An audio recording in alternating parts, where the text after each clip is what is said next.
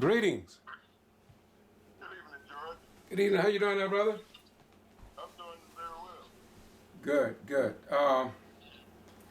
I received a call from a friend of mine from another city. I can't think of it right now. I think it was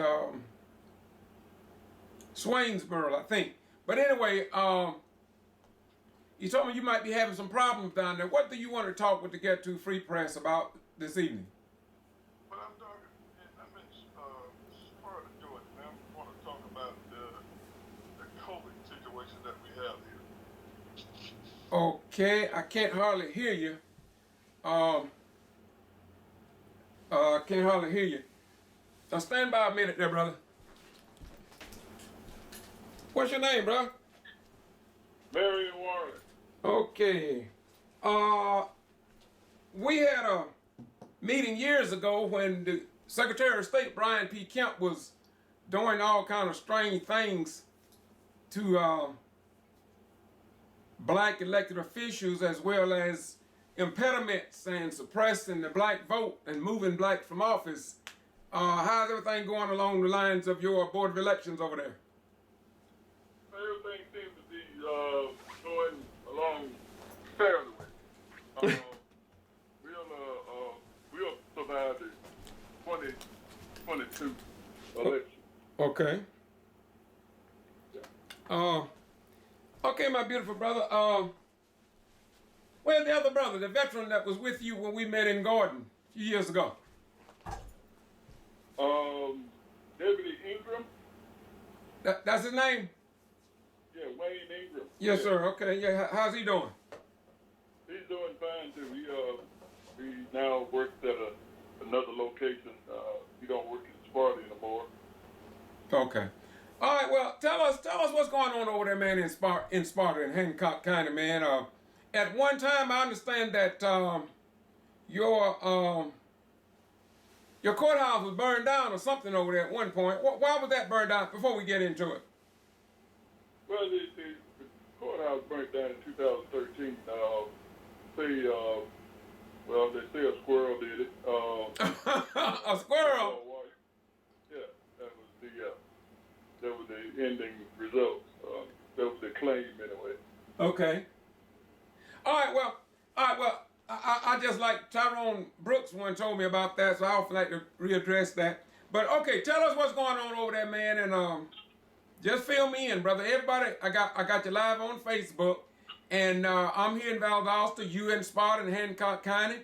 I've been all through there. I've been across the state of Georgia, covering cities, and when I got a call that you had something you want to air, I'm more than happy to try to get it out to you, because I understand that the white-dominated, white-controlled, and white-owned newspapers too often and TV stations so often ignore the news in the black community. And in the background, I got a video playing that we recorded years ago. Don't pay that no attention. Just tell us what's going on over there in Sparta and Hancock County. Well, I want to address the COVID situation in Hancock County. We got two particular episodes with the original COVID-19, so we was a hot spot in the state of Georgia. And now with the Omicron variant, we are number one again. When you say number one, you mean number one in Georgia? Yes, we are number one in Georgia. Okay, all right, my brother. So I wanted to see about getting some help. More likely, I want to see about can I get needed help from the President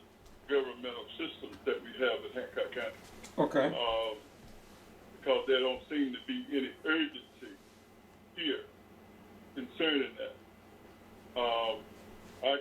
I come in, and with Black Voters Matter being a partner, I come in and spread all the different kinds of information about COVID. I give out masks, hand sanitizers, or whatever there are things that I can do to help in the community. But I'm only one organization. Starting next week, I'll be giving away gloves, masks, hand sanitizer, whatever we need. See, but that needs to happen on a large scale in Hancock County, because if you have people reluctant to take the shot, then there should be some other preventive measures there are other preventive measures that you can do in order to protect the people from this. Mm-hmm. Simply as a mask, hand sanitizer, the requirements of masks by the local governing establishment, so forth and so on. We are not doing that. Okay, when you say we're not doing it, you mean the city, Nordic County is doing that? No, we don't have that. No, we don't have that urgency from either the city or the county. Well, I'm sorry, but now have anybody brought that up before you elected officials in a public meeting? If so, what was their response to it? Well, the thing about that is, George, I live in a one-horse town. Every time can nothing happen here that everybody don't know about. Elected official or no elected official. I was just wondering, we got money, got CARES 2 money to do these types of things with. And I'm just wondering, where is the money? What's going to do now? We're not getting any services one way or the other. Mm-hmm. With the, articles come out and state that one in every 10 Hancock County has died from the COVID infection or the COVID virus. That is too high.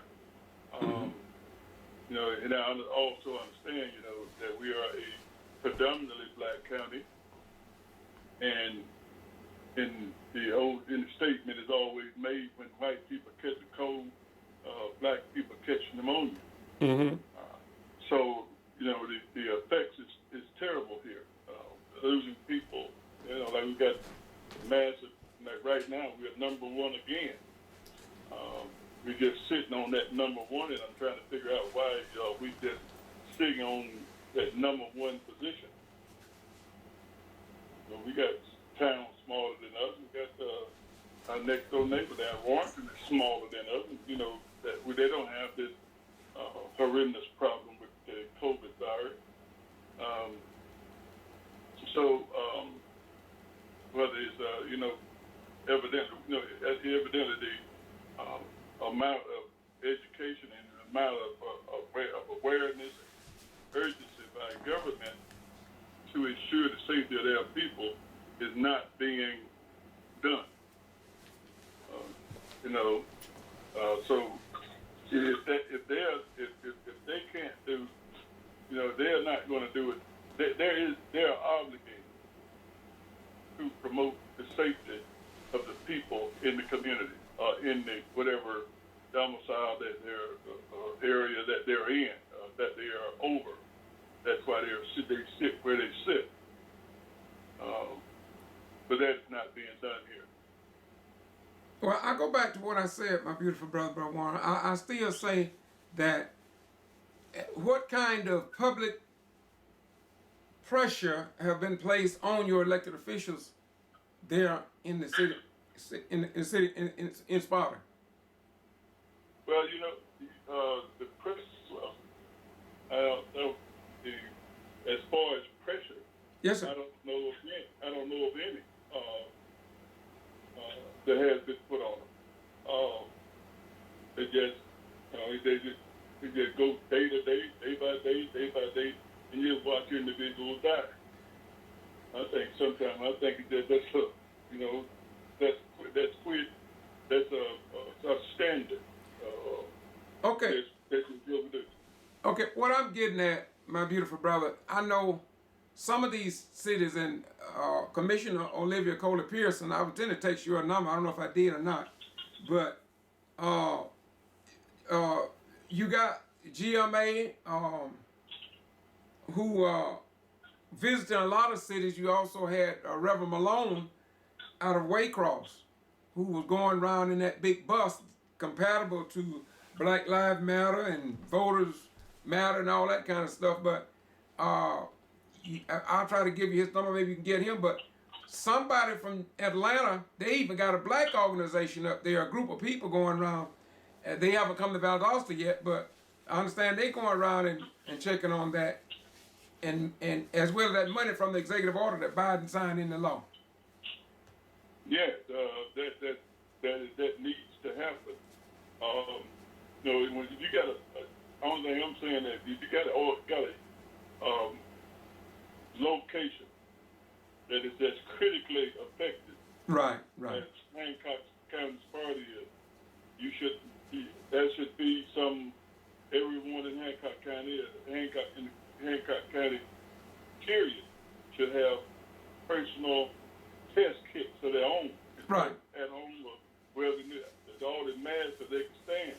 So, what could be, I guess, the cost is too great to provide these services or these items to a majority black county. Because I look at it like, it's terrible. It's so terrible to think that the people in Hancock County gotten used to it. That they ain't gonna do nothing for me. They ain't gonna do nothing for me anyway. Okay. When it comes to the occupants of the courthouse at the city, or even the Board of Education, each one of those particular entities did get CARE Act 2 money, and that's what it was for, to care for the people. It's pitiful. Really it is. Warren, have anything been published in your local newspaper or on your local TV stations about your situation and what's going on there? Well, you see, they bring it on there and bring it on the small newspaper like TV stations like WMAZ, either put it in the Union Recorder or even in the local paper, but it don't go nowhere. No, it's no, like I got the local paper from last week. There's no mention of COVID in this 2-page newspaper that we got anyway. Mm-hmm. So there's no, it's just not being mentioned. It's just not being handled. Well, do they ever put anything in the paper? Because if I was aware of it, and if I could get my hand on some literature or the problems over there, I would write to Atlanta Journal and Constitution and some old newspapers and see if I can get it in some newspapers and on some TV stations. Yeah, I don't think it's that hard. I don't think that would be that difficult to get the necessary help or the necessary items that we need to have in Hancock County in the line of prevention. Like I say, if you don't want to, if the people don't want to take a shot, there's always a mandate. You can always have a mandate, have it enforced that they wear a mask. That's simple. So it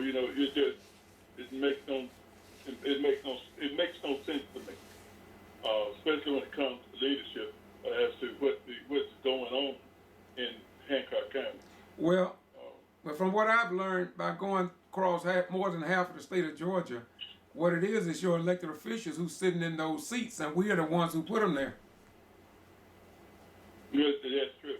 That's absolutely true. We make terrible choices. Yeah, see, Warren. And there's no doubt. See, Bro Warren.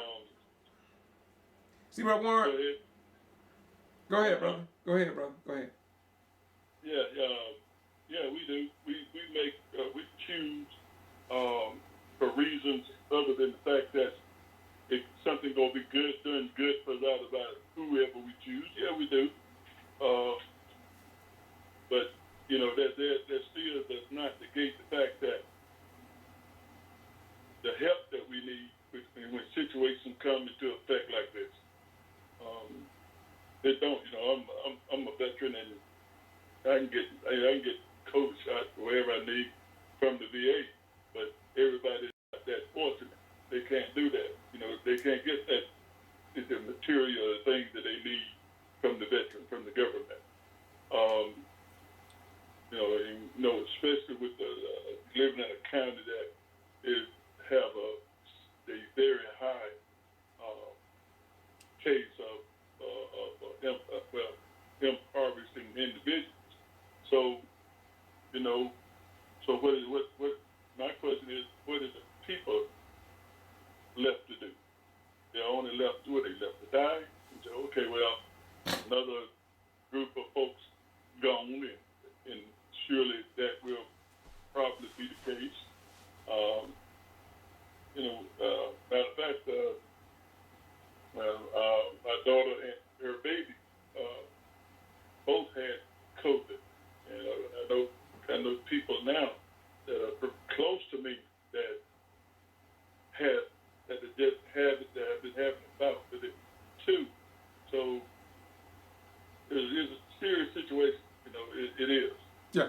Well, Warren. I mean, we could talk on, and I'm gonna be honest. Most people that know me, what I like to do is not to talk so much, but try to find some avenues to get off the boat, or to get on the boat. So what I'm saying is, I don't. If you all have not addressed it to your elected officials, that would be Station 1, and here in Valdosta. That's one thing about it. I've stood for city council here at least 3 times about that executive order, and asked them who are responsible for holding public meetings to update us on how that money will be spent. And they're not having public meetings, and so believe me, we're going to be getting on that. We sent a letter to the city council and the mayor a few weeks ago and give them 60 days to assist the black community, or we're going to file a lawsuit. And so I believe that somebody, it may not be you, but somebody in the city needs to take a stand, but mainly the people and the voters. If they care about their children, they need to stand up. I mean, I know in most cities there's only 2 or 3 people that will stand up, and you were standing up years ago when I came up there. So, one other question. You say you with Black Lives Matter. I'm with Black Voters Matter. Black Voters Matter. That's right. Yeah. Okay.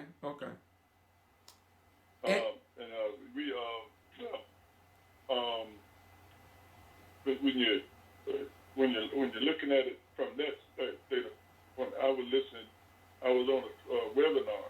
Yeah. With the Department of Treasury last Wednesday. Boston, they have already.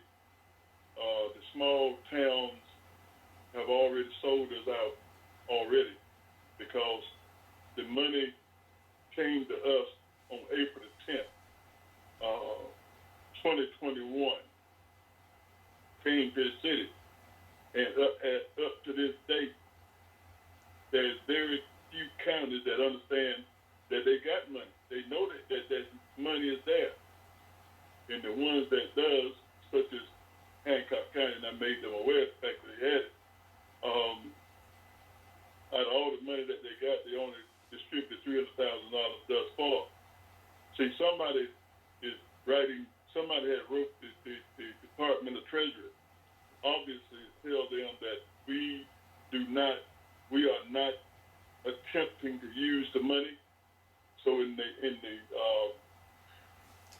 Department of Treasury's final ruling, they put 10 extra items in there that the cities and the counties could use the money for, since we are not using it, and no one has told, because I also opened a case with the Department of Treasury on that particular item, there has been, I only been to one city, one little city, that Athens, Georgia, that actually had meetings concerning this money, have meetings out in the public about this money. For one, Hancock County has had 0 meetings concerning this money to tell it about how to use it, how to get it, what's the prerequisites of getting the money. And I know that, towns around me, that counties around me, they don't know that they got it, so they don't even know what to ask for. Well, I got you on that. I understand that. That's what I said earlier, and I've said it to a lot of our elected officials here, and I've told elected officials that they need to be trying to educate themselves about how this money is to be spent and what's going on in other communities. Now, I'm gonna be honest with you. I go to Douglas. I don't go much as I used to Douglas City Council meeting, and that's why I lean on Olivia Coley Pearson and Malone. They really stand up for trying to find out where this money is going. But we have so many black folk in particular that we elect to office, and after they get in office, they don't even respect the people that put them in the office. And I said in some videos recently, is that we have to start calling these black officials out who are just sitting in place, and it seems like they're scared of Jesus or the devil. I'm not sure. But when it comes down to calling for public meetings to educate the community, they used to call the pastors, and the community leaders would come and notify their congregation. But today, it seemed to me, from my observation, everybody concerned about the hereafter and not about the here and the now. Well, we suffer from a incident that happened at 1710. So, a thing called meritorious manumission. So, and it's still in effect today. Repeat that again. Meritorious manumission. Okay, what is that? The meritorious manumission is the idea that we need to, as a black race, we need to protect the larger or the stronger race. Back in 1730, when it came into effect, it was anything that the way a slave gained his freedom, and his freedom was like, the first one was save the life of a white person. The second was save the property of a white person. The third was tell the master about any known slave uprising. Okay. I heard something. And the fourth is to make sure that he told where the slave was hiding at in his attempt to escape. So, and that right there equates to the day of basically the same thing, and we are doing it. And that is what I call inappropriate actions on the part of our race. But you got to get away from that. Yes, sir. Because right now most of us look at the world through white eyes and can't see us. Mm-hmm. And then you got also, even when it comes down to the most educated of us, we have a tendency to look back upon the race with such disdainment until their attitude towards us worse than the worst white supremacist person that you can meet. Right. So, we're in a pickle. We're in a situation where that if we don't fix it, we are bound to be in a situation, bound to be in a permanent position, because we are no longer the minority anymore. we were there for like 430 years. No, they're right at 500 years. Now, when they scream minority now, it's a Mexican. It's a Hispanic person. So, all of this is, there's nothing ever done to a black person that is not already planned. Yeah. It's a plan. Yeah. So, well, Brother Warren, I appreciate the information, but let's bring this to a close now. What I would love to do, I really would like for the two of us or a group of us to get together in Sparta and Hancock County and walk into the elected officials' office and with cameras rolling and to challenge them on their responsibility to the voters and the taxpayers in that community. And let's do it in such a way we do it public, and if necessary, we'll do a press conference with the local news media there if they will publish it. I'm finding out a lot of they just won't publish the news in the black community. That's true. What I'm saying is, if anybody feel the way I do about this particular podcast that we are doing right now, if they want to join together and do that, then I'd be more than happy. Okay. But some matters should be done. Right. Really. Well, I'm hoping as well as that if you got an email address and phone number, put it on this video, because I have a lot of people that watch the video, and I'll send it. I know I sent it to Pastor Malone out of Waycross, and he may crank up that big old bus and come over there and pay y'all a visit over there. Well, my email address is mrgam51@aol.com. The phone number is 706-816-6758. Okay, give it to us one more time. I'm not writing it down, but I got it on this video, and I'm going to take it and add it to the video. I got one live video, and I got my other camera set up here, too. And this is the one I'll put on YouTube and send it back on the Facebook. So give me that number and email again. My email address is mrgam51@aol.com. My phone number is 706-816-6758. Okay, and your major concern is what now, Mr. Warren? My major concern is the health and welfare of Hancock County citizens. In relationship to the COVID virus? In relation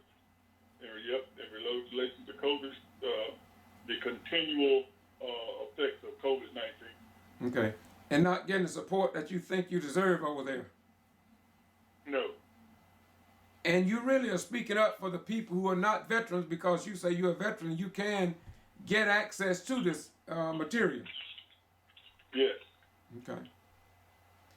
Well, my beautiful brother, I want to thank you for thinking enough of me to do this. I mean, just like you called me, I've had elected officials, mayors, jail inmates, prison inmates call me just like you did, and I do the best I can. I got one case I got to be at in the 3rd of February in court in Cordele.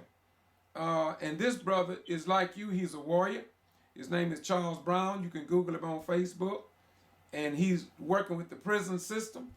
And he even got the United Nations on his issue here in the state of Georgia, and how the judges and the judicial system are mistreating people in the black community. And this is what I see. Although I'm getting out of this, man. I'm getting out of it, because from what I've learned over the years, black folk, most of them that I know, they just want to go to heaven and they pray, man. That's what they want. They just want to go to heaven when they die, and they want their children to journey with them to heaven. But when it comes down to actually doing what all other self-loving animals are doing, we are lacking. And I don't blame them. I don't blame them, because I used to be the same way. All I wanted to do was to go to heaven. But I found out that if I don't read the law and understand the law, and I walk across the street and don't understand a red stop sign in the crosswalk, then I'm going on to see my father pretty quick. From a state of ignorance. And so I see God, I see religion, and I see it all differently from the way I was brought up today. Because I hear people pray. I can't even pray like I used to. Because some of the prayers don't make sense to me. I mean, I'm serious about that. I look back probably 30 years ago, and I use the term I fell on my way to the bus station. Because Jesus didn't just ride into Jerusalem on the back of an ass. Jesus went to work. Jesus went to work, man. But all I see today is giving money and the routine that our forebears did. The average black person, I'm talking among my friends now, they very seldom will get involved in anything political. They say God don't want us to get involved in politics. Well, I was taught in school that pilot mean minute, and I know what a tick is because we used to pull them off the dog's back. And if you don't get that tick off, enough of them, they'll kill that dog. And so every decision that we make, I was taught, is a political decision. When I got up this morning, if I didn't go by the bathtub or the shower or washcloth, that's a political decision that I made that's going to affect everybody that come into the Congress of my congregation. And they're going to let me know that they don't like the laws I'm putting down. But it takes place in the brain. So, brother, I appreciate you, man, for being a thinker and being concerned about somebody outside of yourself. And I wish we have more American people, black, white, and everything else, to begin to look and to know that if one of us is in the ditch and if we don't stoop down to help him, then we are a great loss. No, certainly. All right, brother, man. I'm gonna let you close us out, man. Yes. Thanks for listening to me. I hope that I had some effect on someone that is prepared to help others other than themselves. All right, and I hope to meet with some of you if you do. Thanks for listening. I thank you. And my number is 2518645. That's 229-2518645. But I'm all over YouTube. I'm all over Facebook, Twitter, Instagram, GeorgeBossRyan.com. And if anybody want to hit me up, but I'm saying if you have the same problem that they're having in Sparta and Hancock County, then Pharrell Malone, Google him on Facebook. I'm putting his name out there because this is what he say he does. Pharrell Malone is a person that, from what I understand, he's trying to help. I don't know how much he's doing because I haven't been over there in a good while. But let's work with one another and try to tie these knots so we can live down here before we get to heaven or hell. Because we got to do some things here before we get to heaven or hell. Peace, brother. That's true. Peace. All right, bye-bye. Peace. Thank you. Once again, this is the Get To Free Press, and I'm George Boston Rhynes. I'm in Valdosta, Georgia. From time to time, I get people to call me like Brother Marion here, Warren. And I just want to say to each and every one of you all, peace be unto you. May God bless you. And above all, let's just stop expecting God to give us a blessing or that type of thing. Let us be a blessing to one another. After all, how can we say we love God and we love Jesus or we love Allah or we love the son of Amram and G.B.R. Moses when we are not helpers one to another? Don't y'all think that would show God that we really love him when we love his children? You may not agree with me, but put this in your pipe and smoke it. Jesus said when you mistreat and you do it well, or whether you do positive, when you do it to the least of these, my brethren, you also do it unto me. So I get tired of y'all talking on Facebook about God told me to tell you to give me 10 people to say I love God or 200 people to say I love Jesus. What about don't say nothing? Just get out in your community and go to work and do something. And you don't have to put all that on Facebook. When you see somebody call you from another city, when you see a mother can't do certain things, want to train her grandchild how to get that education so they can go out and get a job and get off welfare. There's no need of being on welfare all your life. You can go to the fair downtown, but don't be on the welfare getting food from somebody all of your life. Y'all have a nice day. Bye-bye, we're gone.